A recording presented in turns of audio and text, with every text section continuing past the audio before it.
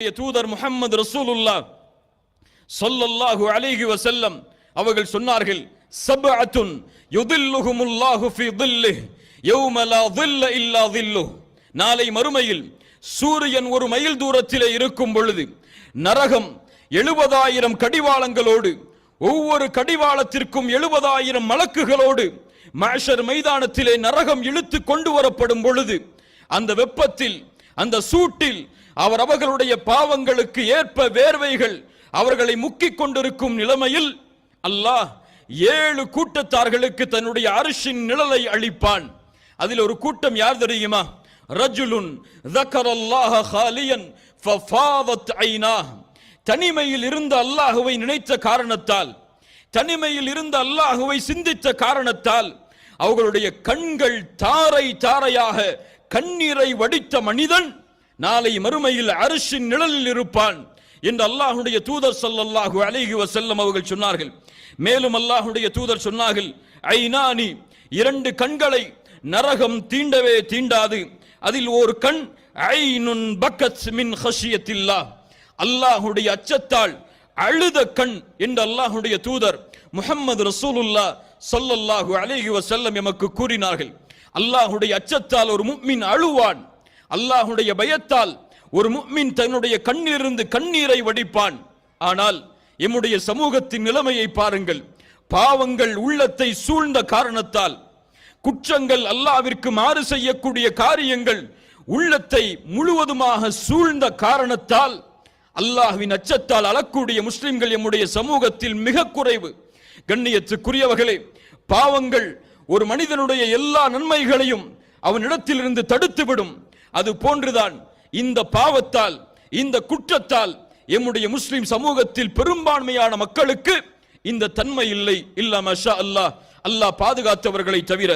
அல்லாஹ்வுடைய தூதர் ஸல்லல்லாஹு அலைஹி வஸல்லம் அவர்களுடைய நபித்தோழர் அப்துல்லாஹ் இப்னு மஸ்ஊத் ரலியல்லாஹு அன்ஹு அவர்கள் சொல்லுகிறார்கள், நான் நினைக்கிறேன் ஒருவன் தான் கற்ற கல்வியை மறக்கிறான் என்றால் பில் ஹதீஅத்தி யஅமலுஹா, அவன் செய்யக்கூடிய பாவத்தால் தான் என்று. அலி இப்னு அபி தாலிப் ரலியல்லாஹு அன்ஹு அவர்களிடத்திலே ஒரு மனிதர் வந்து கேட்கிறார், அலியே, என்னால் இரவு வணக்கத்திலே ஈடுபட முடியவில்லை. வலா அத்ரி பிதாலிக சபபா, அதனுடைய காரணம் எனக்கு தெரியவில்லை. ஏன் இரவு வணக்கத்திலிருந்து தூரமாகிறேன்? இதற்குரிய பதில் எனக்கு இல்லை. உங்களுக்கும் இது போன்ற கேள்வி இருந்தால், ஏன் என்னால் குர்ஆனை ஓதும் போது அழ முடியவில்லை? ஏன் என்னால் குர்ஆனுடைய வசனங்கள் ஓதப்படும் பொழுது என் உள்ளத்தில் அச்சம் ஏற்படுவதில்லை? ஏன் நரகத்தை பற்றி பேசப்படும் பொழுது பயம் வருவதில்லை? ஏன் சொர்க்கத்தை பற்றி பேசப்படும் பொழுது ஆசை வருவதில்லை? என்னால் ஏன் குர்ஆனை முழுவதுமாக ஓதி முடிக்க முடியவில்லை?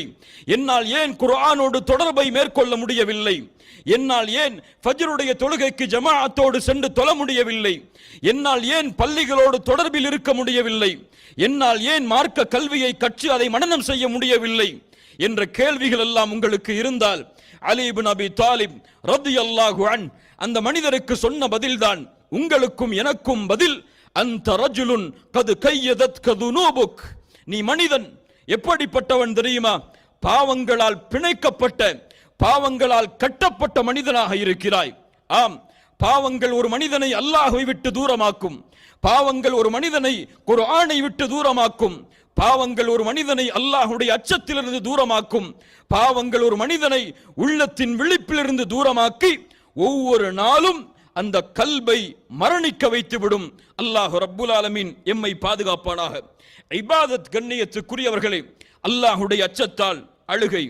அல்லாஹ்வுடைய தூதர் ஸல்லல்லாஹு அலைஹி வஸல்லம் அவர்களுடைய வாழ்க்கையில் அவர்கள் அழுதிருக்கிறார்கள் அல்லாஹ்விற்கு முன்னால். அந்த அழுகையெல்லாம் ஏதோ கவலையால் அல்ல, இந்த உலகத்துடைய இன்பத்தை நினைத்து, இந்த உலகம் அவர்களுக்கு வசதி வாய்ப்புகளோடு அமையவில்லையே என்பதை நினைத்து அல்லாஹ்வுடைய தூதர் அழுததில்லை. அப்படி அழுபவர்களையும் அல்லாஹ்வுடைய தூதர் ஸல்லல்லாஹு அலைஹி வஸல்லம் ஒருபோதும் அனுமதித்ததில்லை. உமர் இப்னுல் கத்தாப் ரலியல்லாஹு அன்ஹு ஒரு முறை அல்லாஹ்வுடைய தூதருடைய அறைக்கு வருகிறார்கள்.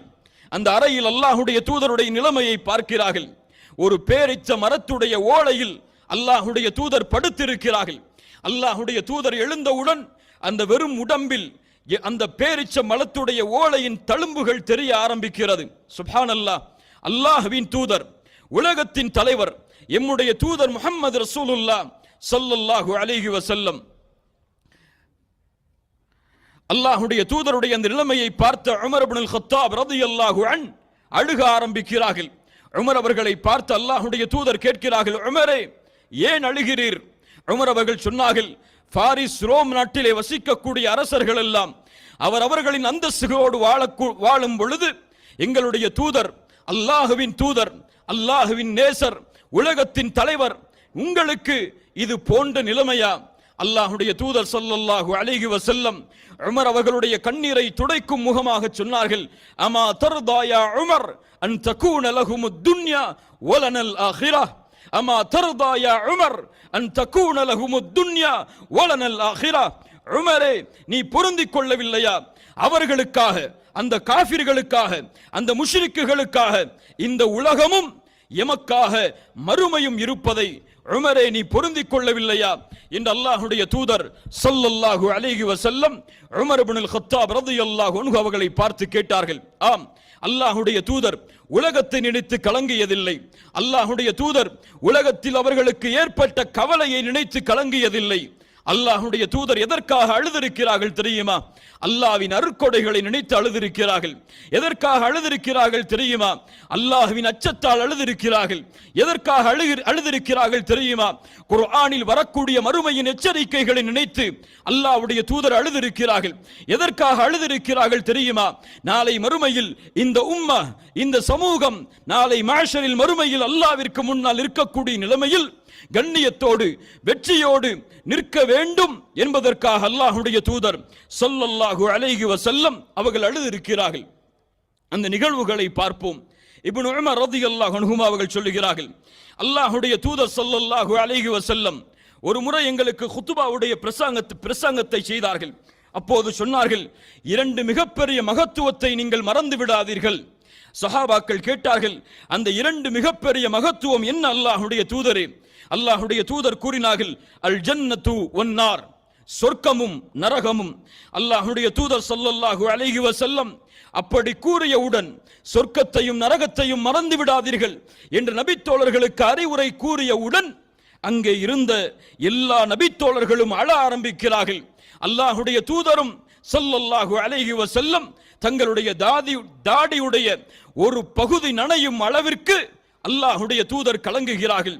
இன்னொரு நிகழ்வை பாருங்கள். அல்லாஹ்வுடைய தூதர் ஸல்லல்லாஹு அலைஹி வஸல்லம் ஒரு முறை தொழுகையை முடித்து சஹாபாக்களை முன்னோக்குகிறார்கள். முன்னோக்கி சொன்னார்கள், யா அய்யுஹன் நாஸ் இன்னி இமாமுக்கும், மக்களே நான் உங்களுடைய இமாமாக தொழுகையில் நிற்கிறேன். எனக்கு முன்னால் ருக்கூஇல் முந்தாதீர்கள், எனக்கு முன்னால் சுஜூதில் முந்தாதீர்கள், எனக்கு முன்னால் நிற்பதில் முந்தாதீர்கள், எனக்கு முன்னால் சலாம் குடித்து முடிக்கக்கூடிய நிலைமையில் முந்தாதீர்கள். நான் எப்படி உங்களை முன்னால் பார்க்கிறேனோ அது போன்று பின்னால் இருந்தும் உங்களை பார்க்கிறேன். முஹம்மதுடைய உயிர் யாரின் கரத்தின் மீது இருக்கிறதோ அவன் மீது சத்தியமிட்டு சொல்கிறேன், நான் பார்த்ததை நீங்களும் பார்த்திருந்தால் நீங்கள் குறைவாக சிரிப்பீர்கள், அதிகமாக அழுவீர்கள். அல்லாஹு அக்பர். அல்லாஹ்வுடைய தூதரே, வமா ரஅய்த யா ரசூலல்லாஹ், தூதரே எதை பார்த்தீர்கள் நீங்கள் தொழுகையில்? அல்லாஹ்வுடைய தூதர் சொன்னார்கள், ரஅய்துல் ஜன்னத வன்னார், சொர்க்கத்தையும் நரகத்தையும் பார்த்தேன். சுப்ஹானல்லாஹ். அல்லாஹ்வுடைய தூதர் இந்த வார்த்தையை சொன்னவுடன் சஹாபாக்கள் தங்களுடைய முகங்களை தாழ்த்தி அழுக ஆரம்பிக்கிறார்கள். ஒவ்வொருவரின் தாடியும் நனையும் அளவிற்கு. அல்லாஹு அக்பர். சொர்க்கத்தை பற்றி பேசப்பட்டால் தூதர் அழுதார்கள், நரகத்தை பற்றி பேசப்பட்டால் அல்லாஹ்வுடைய தூதர் அழுதார்கள். அதை யாரெல்லாம் கேட்டார்களோ நரகத்துடைய தன்மைகளை அங்கே விவரிக்கவில்லை, நரகத்தின் வேதனைகளை அங்கே விவரிக்கவில்லை, சொர்க்கத்தின் அருட்கொடைகளை அங்கே எடுத்து கூறவில்லை.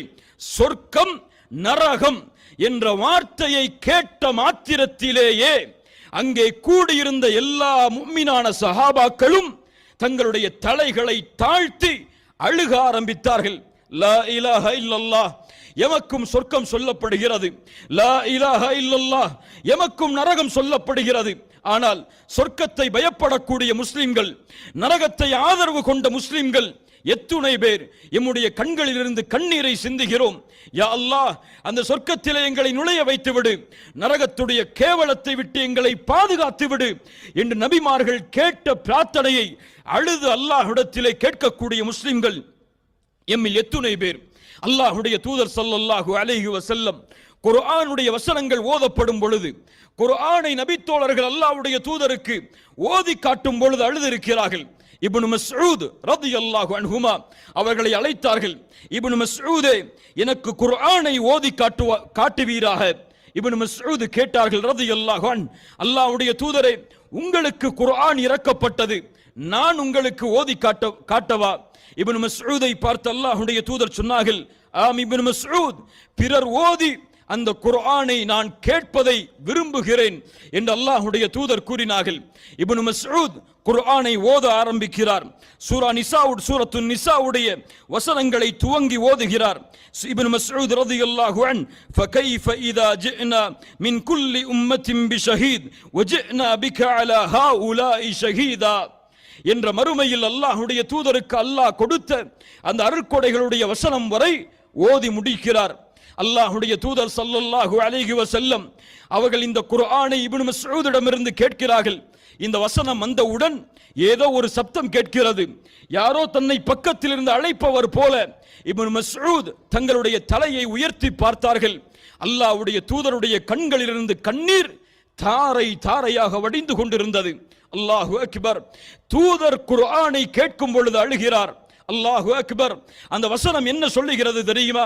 நபியே, நாளை மறுமையில் ஒவ்வொரு சமூகத்தாருக்கும் ஒரு சாட்சியை அவர்களின் நபிமார்களை சாட்சியாக கொண்டு வரும் பொழுது, உங்களுடைய சமூகத்திற்கு உங்களை சாட்சியாக நபியை ஆக்கும் பொழுது, உங்களுடைய சமூகத்தில் உங்களை ஈமான் கொண்டவர்களுக்கும் உங்களுடைய சமூகத்தில் உங்களை மறுத்தவர்களுக்கும் உங்களை சாட்சியாக ஆக்கும் பொழுது அந்த மறுமையின் காட்சி எப்படி இருக்கும் என்று குர்ஆனிலே அல்லாஹ் நபியை பார்த்து கேட்கிறான்.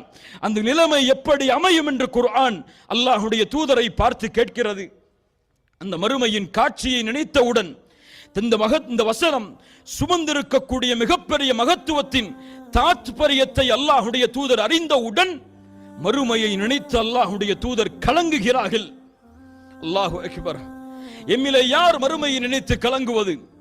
மறுமையில் விசாரணையை நினைத்து பயப்படக்கூடிய முஸ்லிம்கள் எம்மில் எத்துணை பேர்?